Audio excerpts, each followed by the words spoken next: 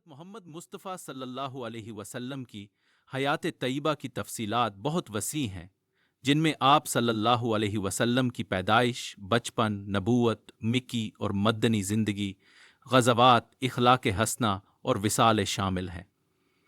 یہاں ایک مختصر خلاصہ پیش ہے۔ حضرت محمد صلی اللہ علیہ وسلم 12 ربیع الاول کو مکہ مکرمہ میں پیدا ہوئے۔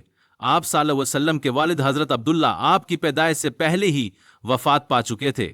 والدہ حضرت آمنہ نے آپ صلی اللہ علیہ وسلم کی پرورش کی، لیکن 6 سال کی عمر میں وہ بھی وفات پا گئیں۔ پھر دادا عبد المطلب اور بعد میں چچا ابو طالب نے آپ صلی اللہ علیہ وسلم کی دیکھ بھال کی۔ حضرت محمد صلی اللہ علیہ وسلم 12 ربیع الاول کو مکہ مکرمہ میں پیدا ہوئے۔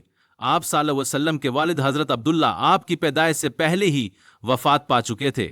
والدہ حضرت آمنہ نے آپ صلی اللہ علیہ وسلم کی پرورش کی، لیکن 6 سال کی عمر میں وہ بھی وفات پا گئیں۔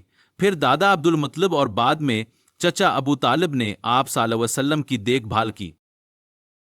آپ صلی اللہ علیہ وآلہ وسلم صادق اور امین کے لقب سے مشہور ہوئے۔ حضرت خدیجہ لہو علیہ وسلم کی دیانت داری سے متاثر ہو کر شادی کی۔ حضرت عمر فاروق رضی اللہ تعالیٰ عنہ کی زندگی اسلام کی تاریخ میں ایک سنہری باب ہے۔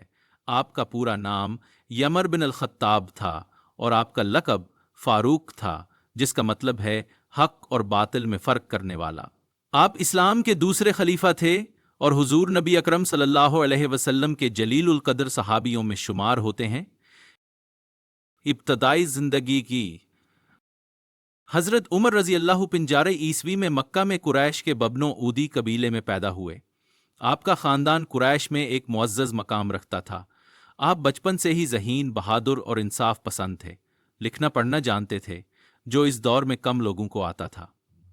شروع میں حضرت عمر اسلام کے شدید مخالف تھے اور مسلمانوں کو تکلیفیں دیتے تھے، لیکن جب انہوں نے اپنی بہن فاطمہ بنت الخطاب اور ان کے شوہر سعید بن زید ہو کو قرآن پڑھتے ہوئے سنا تو ان کا دل نرم ہو گیا۔